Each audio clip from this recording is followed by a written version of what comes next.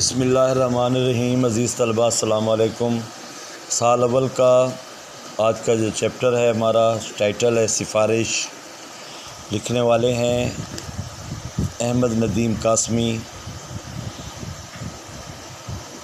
آپ اس کی date of birth اور ڈیتھ دیکھ رہے ہیں جو 1916 سے 2006، یعنی ان کی وفات کو زیادہ عرصہ نہیں گزرا۔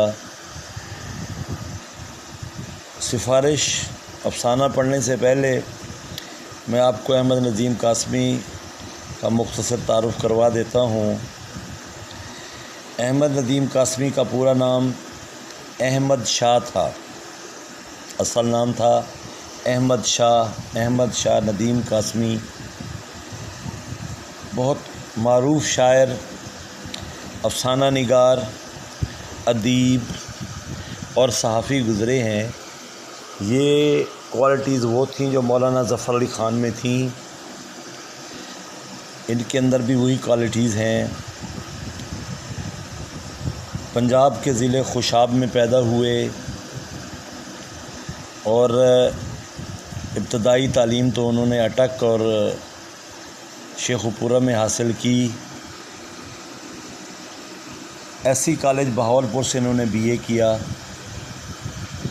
اور محکمہ ایکسائز میں بطور سب انسپکٹر ملازمت اختیار کی۔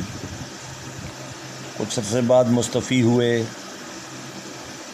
اور مختلف رسالوں میں، اخبارات میں، ریڈیو اسٹیشن پر اپنے جو ان کو فرائض دیے گئے تھے سر انجام دیتے رہے۔ صحافت، ادب کو ذریعہ معاش بنایا۔ روزنامہ امروز میں بھی کام کیا۔ ترقی پسند تحریک کے سرگرم رکن تھے اور کچھ عرصہ سیکرٹری جنرل بھی رہے۔ 2 بار گرفتار ہوئے کیونکہ انہوں نے برصغیر کے مسلمانوں کے لیے آواز بلند کی۔ ان کی شاعری میں ایک غزل، 2 غزل جو ہیں، غزلیں ہمارے سلیبس کا حصہ ہیں۔ جب غزل پڑھیں گے ہم تو اس کی شاعری کا انداز آپ دیکھیں گے۔ صدر ایوب خان نے انہیں صدارتی ایوارڈ دیا۔ 10 جولائی 2006 کو ان کا انتقال ہوا۔ افسانی مجموعوں کی تعداد جو ہے کافی ہے۔ ہمارا جو آج کا چیپٹر ہے یہ سفارش، یہ ان کے مجموعے کپاس کا پھول سے لیا گیا ہے۔ اس کے علاوہ انہوں نے سنجیدہ تنقیدی مضامین بھی لکھے ہیں۔ نظم نثر میں بھی ان کا خاصا نام ہے۔ تو آج کا جو ہمارا افسانہ ہے یہ ایسے لوگوں پر طنز ہے جو انسانی ہمدردی کے دعوے تو بہت کرتے ہیں مگر ان کے دعوے عمل کا روپ دھارنے سے قاصر رہتے ہیں۔ باتیں بہت کرتے ہیں لیکن لوگوں کی مدد نہیں کرتے، اس و پیش سے کام لیتے ہیں۔ اس کا ایک یہ کہانی کے طور پہ بیان کیا اس نے، بہت دلچسپ ہے۔ لیکن ایسے عمراء کی اس نے اس کے اندر تصویر کشی کی ہے اور بہت خوبصورت انداز میں بتایا ہے کہ کس طرح غریب لوگ امیروں میں کو اپنا سہارے کے طور پہ لیتے ہیں لیکن عمراء جو ہیں ان کو سیریس نہیں لیتے۔ ہمارا یہ چیپٹر جو ہے خلاصے کے لحاظ سے پچھلے 2 چیپٹر ادیب کی عزت اور کوٹ کی طرح بہت اہم ہے۔ تشریح کے لیے اس کے 1-2 پیرے ہیں جو 1-2 دفعہ ریپیٹ ہوئے بورڈ میں، لیکن خلاصہ بہت اہم ہے۔ ہمارا آج کا چیپٹر ہم شروع کرتے ہیں کہ محلے کی بڑی گلی کے موڑ پر 3-4 تانگے ہر وقت موجود رہتے ہیں، مگر اس روز موڑ پر آیا تو وہاں ایک بھی تانگا نہیں تھا۔ مجھے خاصی دور بھی جانا تھا اور جلدی بھی پہنچنا تھا، اس لیے تانگے کا انتظار کرنے لگا۔ اچھا، انہوں نے تانگے کا ذکر اس لیے کیا کہ لاہور میں ایک لمبے عرصے تک جو ہے لوکل سواری تانگا ہی رہی ہے۔ وہ اب لاہور میں تانگے پر پابندی ہے۔ پرانے لاہور میں کہیں تانگا نظر آتا ہے، لیکن جو نیو لاہور ہے، جو ماڈرن ہے، وہاں پر تانگے پر بین ہے اور اس کی سواری وہاں پہ نہیں دکھائی دیتی۔ اس لیے وہ ذکر کرتا ہے تانگے کا کہ تانگے تو بہت گزرے مگر سب لگے ہوئے تھے، یعنی سواریوں کی اور سواری بیٹھنے کی ان میں گنجائش نہیں تھی، بھرے ہوئے تھے۔ اچانک میں نے فیکے کو کوچوان کو اپنی طرف آتے دیکھا تو پکارا، او بھائی فیکے، تانگا کہاں ہے؟ تانگا لاؤ نا۔ فیکا کوچوان ہے، پہلے بابوجی اس کے ساتھ سفر کرتے رہے ہیں، اس لیے اس کو آتا دیکھ کر اس کو آواز دی ہے۔ تو فیکے نے جواب دیا، تانگا تو بابوجی آج نہیں جوڑا ہے، آج یعنی تانگا ہم نے روڈ پہ ہم نہیں لائے، آج تو میں ویسے پھر رہا ہوں۔ میں نے دیکھا کہ فیکا جو کوچوان کا کوچوان اور پہلوان کا پہلوان تھا، اس نے آج شیو بھی نہیں بنوایا تھا، اس کی آنکھیں بھی سرمے سے محروم تھیں اور بوٹی کی طرح سرخ ہو رہی تھیں۔ یہ لائنز میں دیکھیں، مصنف نے یہ کہنے کی کوشش کی کہ وہ کوچوان تو تھا لیکن اللہ نے اس کو اچھی جسامت، اچھی صحت سے نوازا تھا، پہلوان کی طرح تھا۔ لیکن ان کی ایک ادا ہوتی ہے، جب یہ صبح کام پہ نکلتے ہیں تو شیو وغیرہ کر کے سرما جو اس وقت ایک جزو ہوا کرتا تھا آنکھوں میں سرما ڈالنا، وہ ڈالا اور بن ٹھن کے نکلتے تھے، صاف ستھرے بن کے نکلتے تھے تاکہ سواری اٹریکٹ کرے اور ہمارے ساتھ بیٹھنے میں نفرت محسوس نہ کرے، اکتاہٹ محسوس نہ کرے۔ لیکن آج یہ سب کچھ اس میں نہیں تھا، شیو بھی نہیں کرائی، سرما بھی نہیں ڈالا اور آنکھیں سرخ ہو رہی تھیں جیسے گوشت کا ٹکڑا ہو۔ کیا بات ہے فیکے؟ میں نے پوچھا۔ وہ بولا، بابوجی ایک کام ہے۔ ہاں ہاں کہو، میں نے کہا۔ کام یہ ہے بابوجی کہ آپ میرے بابا کو تو جانتے ہیں نا؟ فیکا بولا، اس کی ایک آنکھ چلی گئی ہے۔ ایک بات اس میں آپ کو واضح کر دوں کہ اس کوچوان کا نام فیکا نہیں ہے، رفیق ہوگا، کیونکہ وہ غریب آدمی ہیں۔ تو غریب آدمی کو یہ عالم ہے کہ امیر لوگ ان کو اپنا پورے نام سے بھی نہیں پکارتے، اور ان لوگوں کو یہ محسوس ہی نہیں ہوتا کہ ہمارا نام تو رفیق ہے، ہمیں فیکا کیوں کہا جا رہا ہے۔ تو ان کو یہ احساس ہوتا ہے کہ ہم بس ہماری اوقات ہی اتنا ہے، تو اس لیے وہ اپنے آپ کو، اپنے باپ کو، اس کے باپ کا نام صدیق ہے لیکن یہ خود کہہ رہا ہے صدیقہ، چونکہ یہی نام زبان زدے عام تھے۔ وہ کہتا ہے میرے بابا کو تو جانتے ہیں، چونکہ وہ بھی کوچوان تھا۔ فیکا بولا، اس کی ایک آنکھ چلی گئی ہے، یعنی ایک آنکھ کی بینائی ختم ہو گئی ہے۔ اوہو، مجھے دکھ ہوا۔ کیسے گئی؟ کیا کوئی حادثہ ہوا؟ کوئی ایکسیڈنٹ ہو گیا ہے؟ جی نہیں۔ فیکے کے چہرے پر بھول پن کا چھینٹا پڑ گیا۔ اب یہ جو الفاظ استعمال کیے ہیں کہ بھول پن کا چھینٹا پڑ گیا، یعنی اس کے چہرے سے اس کی سادگی ظاہر ہونے لگی، اس کے چہرے سے اس کی سادگی ظاہر ہونے لگی۔ لال لال تو وہ ہر وقت رہتی تھیں اور اس میں سے پانی بھی بہتا رہتا تھا، آپ تو جانتے ہیں، آپ تو بابا کے ساتھ کئی بار تانگے پر بیٹھے ہیں۔ تو بابو جی کل کیا ہوا کہ بابا مصری شاہ میں سے گزرا، پرانے لاہور میں یہ ایک چھوٹا سا سٹاپ ہے مصری شاہ کے نام سے۔ تو تھڑے پر ایک حکیم سرما بیچ رہا تھا۔ بابا یہ سرما لے آیا اور ہمیں بتایا کہ اس سے آنکھ کی لالی جاتی رہے گی۔ یہاں ایک اور بات میں واضح کر دوں کہ غریب لوگ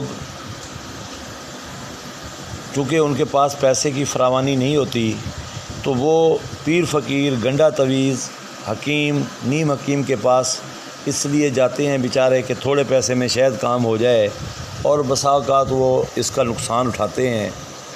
تو یہ بھی وہاں سے سرما لے آیا اور ان کو بتایا کہ حکیم نے خدا رسول کی قسم کھا کے کہا ہے، اور یہ بھی کہا ہے کہ نہ جائے تو قیامت کے دن مجھے گردن سے پکڑنا،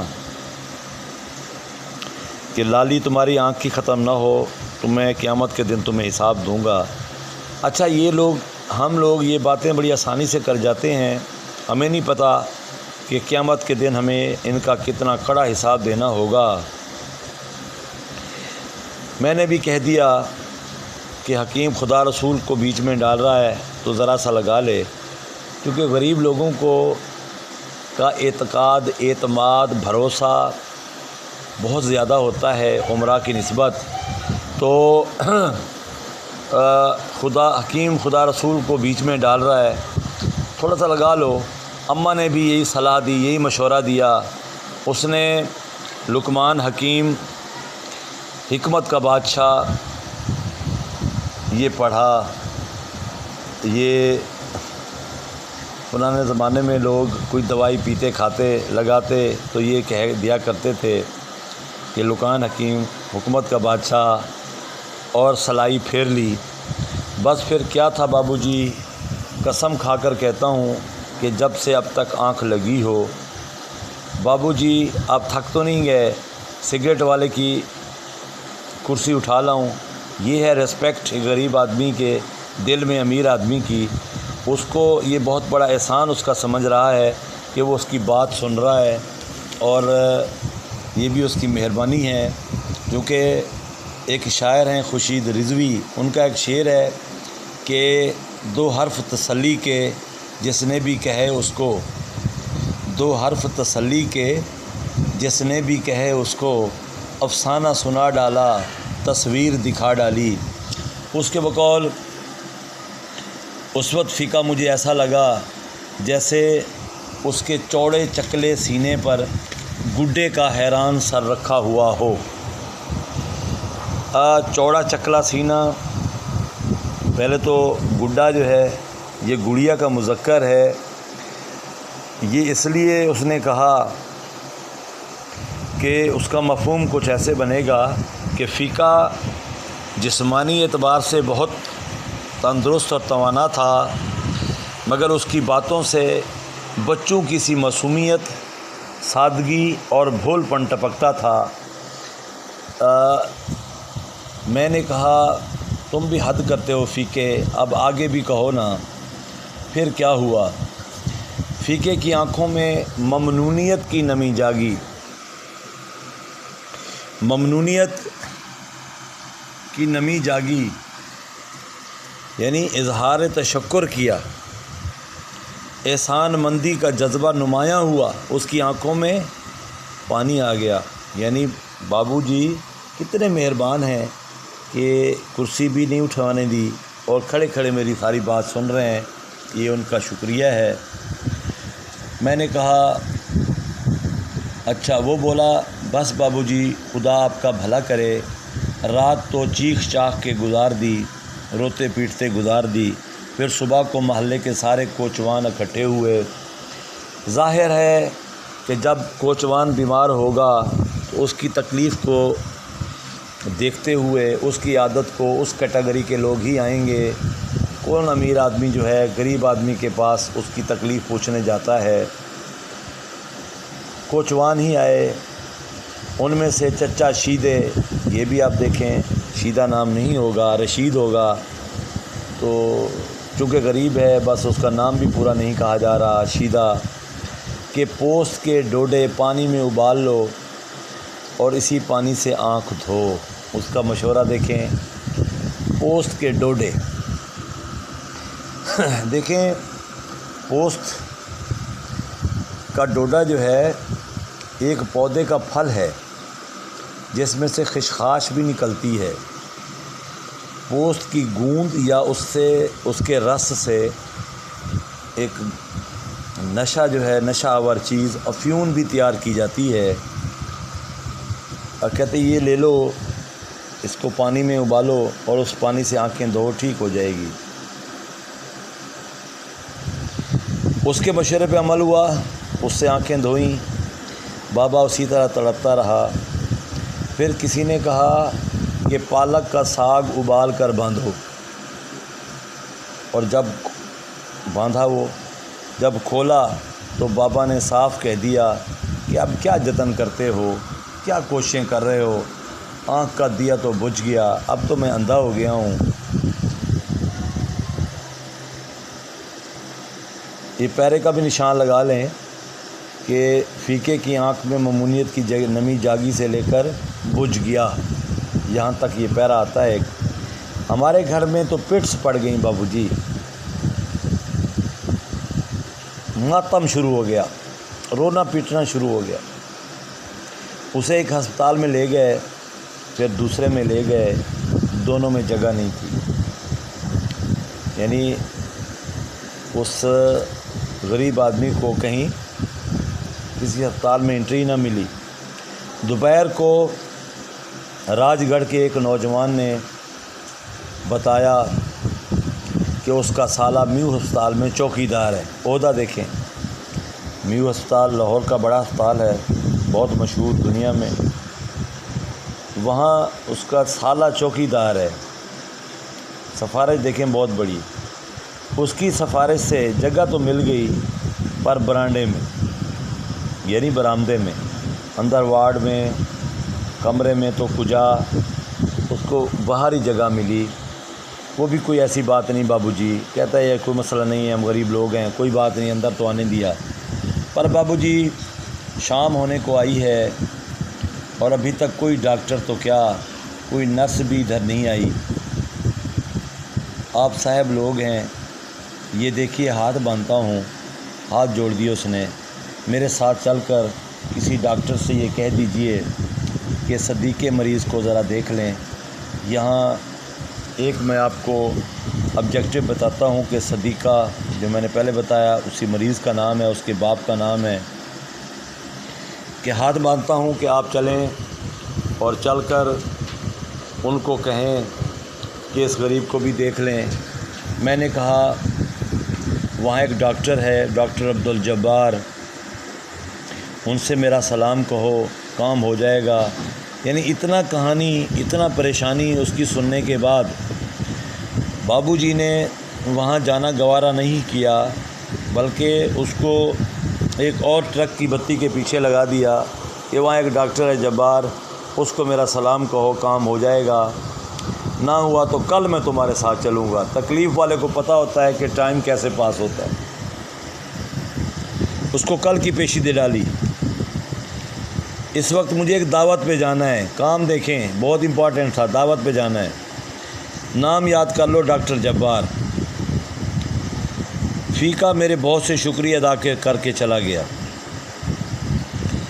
اچھا یہ دیکھیں کہ اس کو نہیں اندازہ تھا کہ ڈاکٹر کو ملنا کون سا آسان ہے، نام یاد کرتا ہوا بھاگا جا رہا ہے کہ بس جبار ڈاکٹر مل جائے، بابو جی کا بتاؤں گا تو کام ہو جائے گا۔ اس کو تو بعد میں پتہ چلا کہ ڈاکٹر کو ملنا کتنا مشکل ہے۔ آگے بڑھنے سے پہلے یہ بتا دوں کہ یہ احمد ندیم قاسمی نے اس کہانی کے راوی جو بیان کرتا ہے، وہ کہانی وہ بابو جی ہے، نہ کہ احمد ندیم قاسمی ہے۔ بعض کا آبجیکٹو میں بھی آتا ہے کہ اس کہانی کا راوی کون ہے، اس کہانی کو بیان کون کر رہا ہے؟ وہ بابو جی ہے، احمد ندیم قاسمی نہیں اپنے آپ کو ظاہر کر رہا، وہ کوئی اور ہے، سپوزڈ ہے۔ تو خیر فیکا چلا گیا، پھر مجھے ایک خالی تانگا مل گیا۔ جب تانگا نیو ہسپتال کے صدر دروازے کے سامنے سے گزرا تو بڑے مرکزی دروازے سے، تو میں نے دیکھا کہ فیکا ایک چوکیدار سے باتیں کر رہا ہے۔ ظاہر ہے کہ ڈاکٹر جبار کا پتہ پوچھ رہا ہوگا۔ ایک بار جی میں آئی، دل میں آیا کہ ہسپتال جا کر جبار صاحب کو کہہ دوں، مگر اب تانگا آگے نکل گیا اور مجھے پہلے ہی دیر ہو گئی تھی۔ کچھ دور جا کر گھوڑا پھسلا، گر گیا، 10 منٹ تک گرا رہا، انڈر لائن کر دیں اس کو۔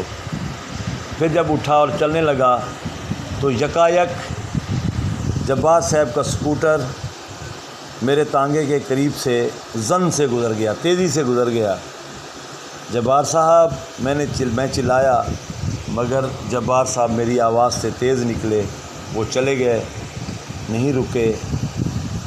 کوئی بات نہیں، میں نے سوچا کل کہہ دوں گا، کل پہلا کام یہی کروں گا۔ رات کو میں گھر واپس آیا تو معلوم ہوا کہ فیکا کوچوان آیا تھا اور کہہ گیا تھا کہ بابو آئیں تو مجھے بلا لیں۔ میں نے سوچا اس وقت کون بلائے، جبار صاحب ہسپتال کو جا رہے تھے، فیکے کا کام ہو گیا ہوگا، شکریہ ادا کرنے آیا ہوگا، چلیں شکریہ صبح قبول کر لوں گا، اور اگر کام نہ ہوا تو جو بھی کوشش ہوگی صبح ہی ہوگی، رات کو اب کیا بلانا ہے۔ صبح کو میں ابھی بستر سے نہیں نکلا تھا کہ فیکے نے دروازہ کھٹکھٹایا۔ معلوم ہوا کہ رات جبار صاحب ڈیوٹی پر نہیں تھے، ان کی ڈیوٹی آج دن کی ہے، یعنی کل فیکے کو ڈاکٹر جبار نہیں ملا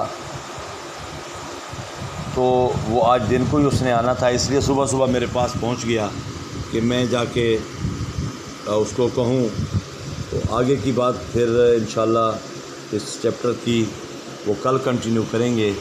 آج اتنا کافی ہے، یہاں نشان لگا لیں، انشاءاللہ کل ملاقات ہوگی۔ السلام علیکم۔